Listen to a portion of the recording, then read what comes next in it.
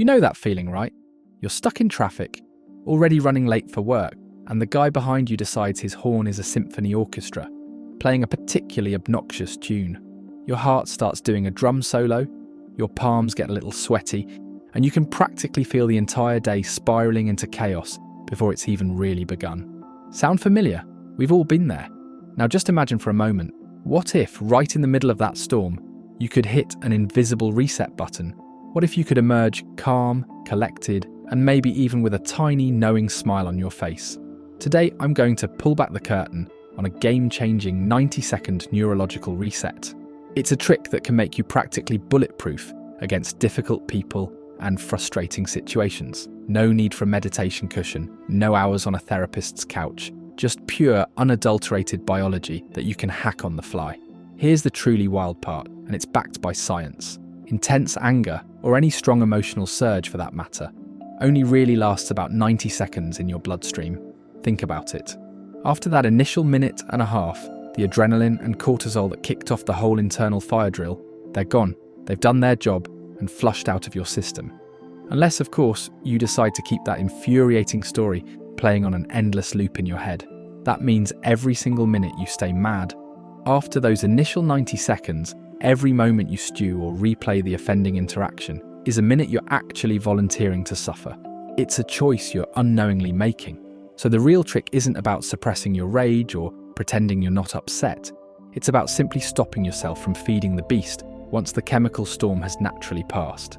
Stick around and I'll walk you through the exact 4-step loop that can transform office tyrants, nosy relatives, and even those horn-happy strangers into your own personal, albeit unpaid, trainers for your emotional muscles.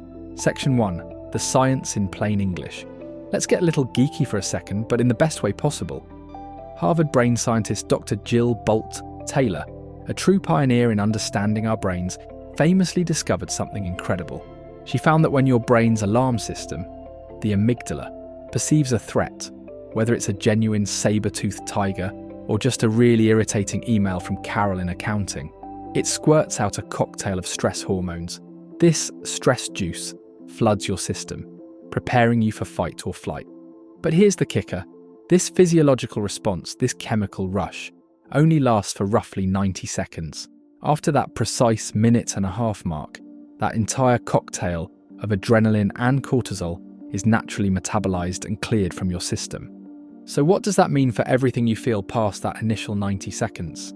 It means that any lingering anger, frustration, or upset is no longer a purely biological reaction. Instead, it's you, consciously or unconsciously, re-stimulating that circuitry with mental reruns. You're replaying the incident, crafting witty comebacks you wish you'd said, or imagining worst-case scenarios. You're effectively hitting the rewind button on your internal VCR and letting the stress chemicals flow all over again. Knowing this single, powerful fact hands you the keys to the kingdom. Because once you can recognize the emotion for what it is, a temporary chemical surge, and then simply wait out the clock, you've effectively hacked your own hardware. You don't need superhuman Zen powers or years of monastic training. This is just your biology doing its thing, and your job is simply to observe it, much like you'd watch a passing cloud drift across the sky. You're not the cloud, you're the observer. Section 2. Spot it to stop it. Okay, so the first step in this neurological ninja training, it's all about awareness. The very moment you feel that familiar heat rising, maybe it's a tightening in your chest, a clenching in your jaw, or a sudden flush of irritation, you need to silently name what's happening. Don't judge it. Don't try to push it away. Just label it. Say to yourself, clearly and without embellishment, I'm annoyed, or I'm anxious, or even if it's really hitting hard, I'm full-blown furious. Why is this so powerful? Neuroimaging studies have actually shown that the simple act of labeling emotions has a remarkable effect. It calms the amygdala, that primitive alarm system we just talked about, and brings your prefrontal cortex online. That's the sophisticated part of your brain responsible for executive functions, the part that helps you pay mortgages, plan weekend getaways, and make rational decisions. Think of it like this. You're switching from a primal, panic-driven mode to a more composed project manager mode. One quick, internal word gives your brain the crucial update it needs, essentially telling it, Oh, wait a minute, this isn't a saber-toothed tiger about to eat me. It's just Carol from accounting and her passive-aggressive email. Crisis averted, mostly. This moment of naming creates a tiny but significant space between the trigger and your potential reaction, which is your first step towards mastery. Section 3. Start the stopwatch. Now that you've spotted it, it's time to clock it, literally. Glance at your watch, your phone, that wall clock across the room, whatever is easily in sight. This isn't about timing yourself for a race. It's about giving yourself explicit permission to feel absolutely awful, if you need to, for the next 90 seconds. Set that mental timer. Why is this so crucial? Because resistance, my friend, actually stretches discomfort. Think about trying to hold a beach ball underwater. The harder you push, the more it wants to pop up. But permission shrinks it. When you know deep down that this wave of unpleasant emotion has a clear biological expiration date, your body stops bracing itself for hours of turmoil. You've essentially sent a clear message to your nervous system. Hey, we're doing a sprint here, not a marathon. Just 90 seconds, then we're done. And paradoxically, knowing it's a sprint allows your nervous system to relax into it. It's less overwhelming, less threatening. It allows the natural chemical flush to happen without your mental interference prolonging the agony.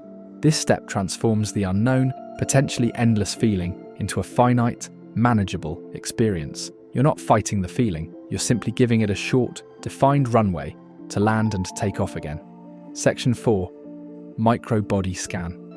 While that 90-second timer is ticking down, here's your next move. Without even moving an inch from your chair, shift your attention inward. We're going to do a quick micro body scan, focusing on 3 key spots. First, the base of your rib cage, then the tips of your fingers, and finally, the soles of your feet. Just notice, what do you feel? Is there any temperature variation, any tension or tingling? A slight pressure? This quick, deliberate sweep of your physical self is incredibly powerful because it anchors you firmly in the present moment. And the present moment, crucially, is the only place where that chemical wave of emotion can complete its natural crest and dissipate. If your mind, being the busy little chatterbox it is, tries to yank you back into replaying Carol's email or whatever triggered you, gently, just gently, escort your attention right back to your pinky toe or the warmth in your palms. You're not trying to feel better yet. That's not the goal here.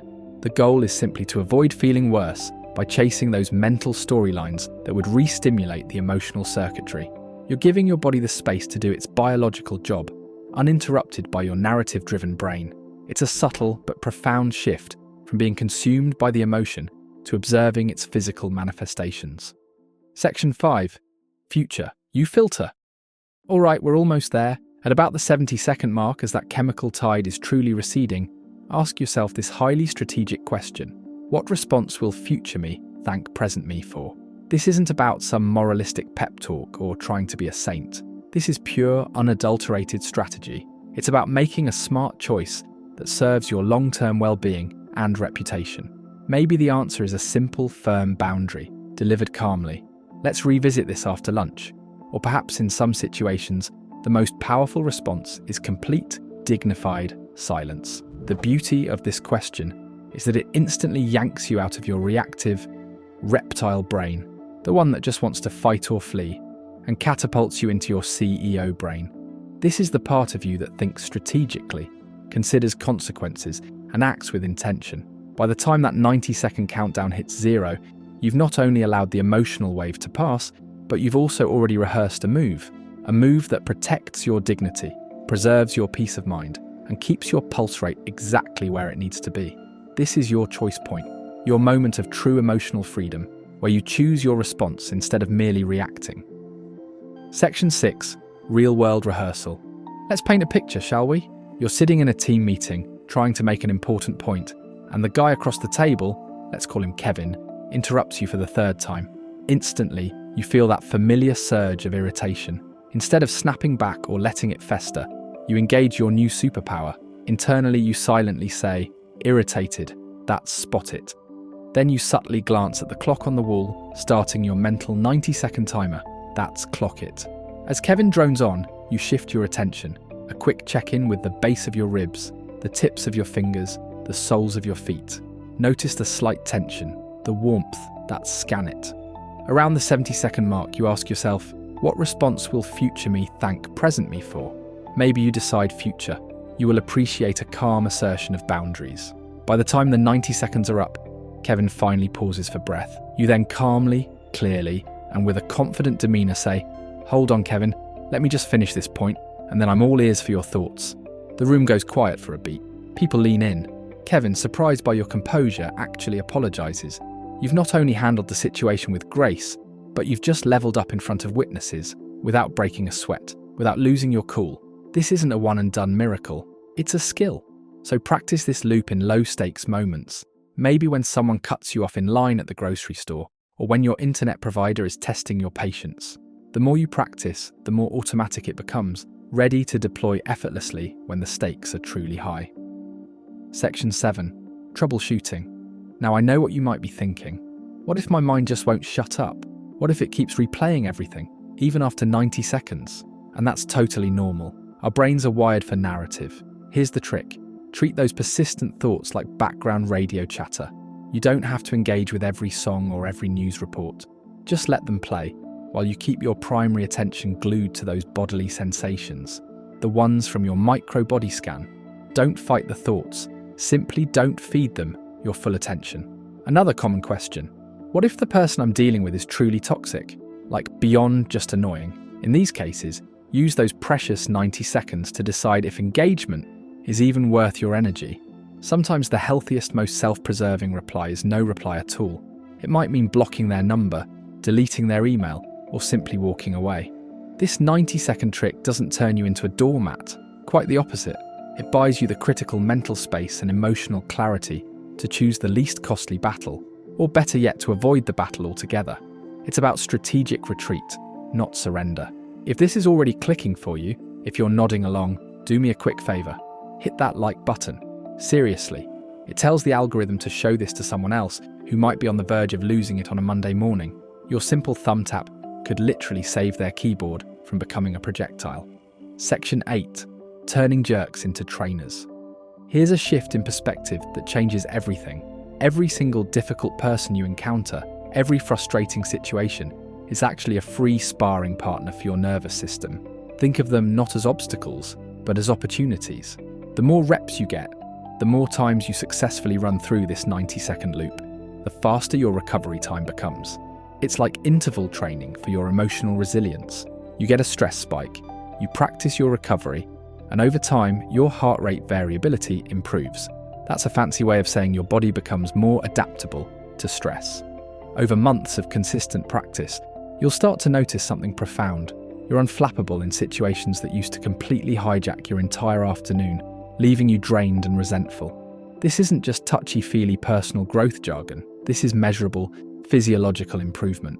Your fitness tracker, for example, might literally show a calmer resting heart rate, a tangible sign of your increased emotional fitness. You're not just coping, you're building genuine, lasting resilience. You're also mapping your triggers, understanding what sets you off, and preparing yourself to respond proactively rather than reactively, turning potential emotional landmines into training grounds. Section 9. Common pitfalls. As with any new skill, there are a few common traps to watch out for. First, and this is a big one, don't vent to coworkers or friends immediately after an incident. Talking about it, especially in an agitated state, often re-triggers the very chemistry you just worked so hard to metabolize. You're essentially hitting the rewind button again. Second, avoid mentally replaying the highlight reel of their worst quotes or imagining all the things you should have said. That's the same trap, just a different form of re-stimulation. And please, for the love of all that is calm, don't shame yourself for feeling angry in the first place. Emotion isn't the enemy, it's a natural human experience. It's the re-stimulation and the prolonged suffering that we want to avoid. Think of that initial 90-second window like touching a hot stove. You touch it, you notice the heat, you quickly remove your hand, and then you move on. You don't keep your hand on it, and you don't stand there for an hour thinking about how hot it was. Section 10. Stack the skill. To really solidify this, make it a habit. Keep a simple tally app on your phone, or even just a little hashmark system in a notebook.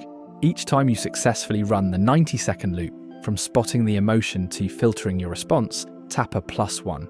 Your goal? Aim for just 10 reps a week. It sounds small, but think about it.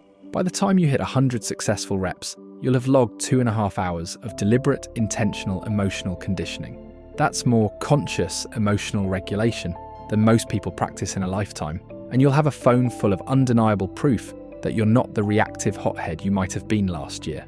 You're building a new, more resilient you, one intentional 90-second pause at a time. You're actively choosing how you experience your emotions, rather than being a passive recipient of them. Ready for more brain-based hacks that don't require you to book a yoga retreat or spend a fortune on self-help gurus? Make sure you subscribe. YouTube will let you know when I post the next one-page playbook. It takes literally one click, and you can always unsubscribe if I get boring. No hard feelings, promise. So next time life throws you a carol or a particularly horn-happy commuter, remember this simple, profound truth. The chemistry of intense emotion peaks and passes in just 90 seconds. Everything else, every moment of prolonged irritation, every minute of festering frustration, is entirely optional homework. You don't have to take it on. Instead, empower yourself with this 4-line routine. Spot it, clock it, scan it, filter it. That straightforward sequence transforms everyday annoyances and challenging interactions into free, powerful reps for a calmer, stronger, and more resilient you. Start today, because let's be honest, the difficult people aren't going anywhere. But thanks to this simple piece of neuroscience, neither is your hard-won peace. You have the power to choose.